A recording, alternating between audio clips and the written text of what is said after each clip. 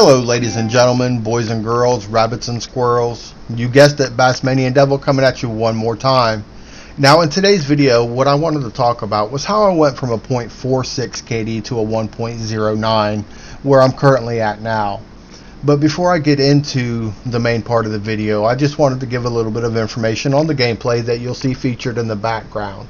Now the game mode is going to be kill confirmed on the map Sandbox, or as many members of the community affectionately refer to it as the litter box. And my class setup, I'm going to be running my Chinese takeout. And if you're unfamiliar with the Chinese takeout class setup, after you watch this video, you can go back to my last video and I go into more detail as to exactly what that class setup is. And also, if you're new to the channel, do me a favor, hit the subscription button and also turn on notifications. That way you don't miss any of the legs of my journey into YouTube. Alright, and now for the nitty gritty of how I doubled my KD.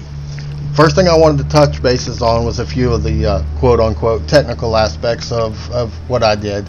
The first thing I did was I quit running my PlayStation 4 off the wireless network and I hardwired it directly into my modem.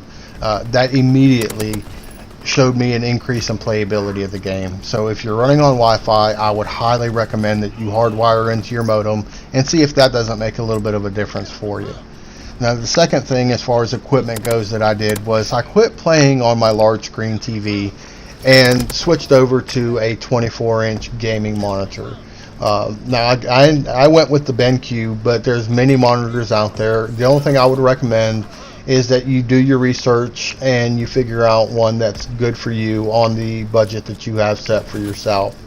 One of the things that helped me with the decrease in screen size was that it made it easier for me to pay attention to what was going on around the map. I was able to focus on things better rather than having to look left and right and up and down and actually make physical movements to see different parts of the screen when I was playing on the large screen from my couch all the way into on the other side of the room. Now another tip that I just recently picked up that I've been playing around with, and I've noticed that it's made things a little bit easier, and I picked this up from another YouTuber named JGod. If you haven't seen or heard of JGod, I would recommend that you check out his channel. Really cool cat, very knowledgeable on the workings of the game, very smart player when it comes to Call of Duty. So check out JGod's channel if you haven't had the opportunity to yet. But anyway, what he recommended was shrinking down your safe area, and I always thought that would just leave a black border around the gameplay, and I was like, I don't want to look at that black border all day. But it doesn't leave the border. All it really does is takes your mini map and your score and everything and just shrinks that and brings it closer into the center of the screen, so you don't have to look as far to keep an eye on the mini map. And since I've done that, I have found myself using the mini map a lot more frequently, and now I found out that the mini map can be your best friend. I mean, you can see a whole lot of going ons with that mini map if you know what you're looking at, and the more you use it, the better you get at reading it. Now, have you ever heard the phrase, "You are your own worst critic"? For me, that rings true more than anybody would know. But what I did this time was I used that to my benefit. I was sitting around one night goofing off on the PlayStation and figured out that I could record my own gameplay. I was like, wow, that's kind of a neat idea. Didn't know what I would use it for. That was before I even thought about doing the whole YouTube thing. So just playing around, I'd record a few games here and there, and then when I was sitting around bored, I'd watch the gameplay back. And I started noticing some things that I was doing that weren't beneficial for me. There were times that I could remember the gameplay, actually playing it, and being like, you know, how did I lose that gunfight? Why did I lose that gunfight? I had first shot on him, I had the drop on him, he should have been dead, but yet I died. So I started noticing some of these mistakes. Since I wasn't in the moment, I could take time and watch what was going on. And one of the first things I noticed was, as I was maneuvering around the map, that the barrel of my gun would gradually just go lower and lower and lower and lower. Unconscious to me. So whenever I would come across an enemy and go to get into an engagement, when I aim down sight, I'd either, instead of aiming center mass or up, I was aiming at the family jewels and the knees. And it was causing me to miss more shots. So once I noticed that, I made the conscious effort to check my reticle and check my barrel height as I'm progressing around the map to keep it up higher. And once I started keeping the gun up and ready, so to speak, I started winning more of my gunfights. That was a great help to me. So maybe if you're struggling a little bit, you want to pay attention to that and make sure that you're keeping your gun up and ready. That way you're not trying to take out the kneecaps.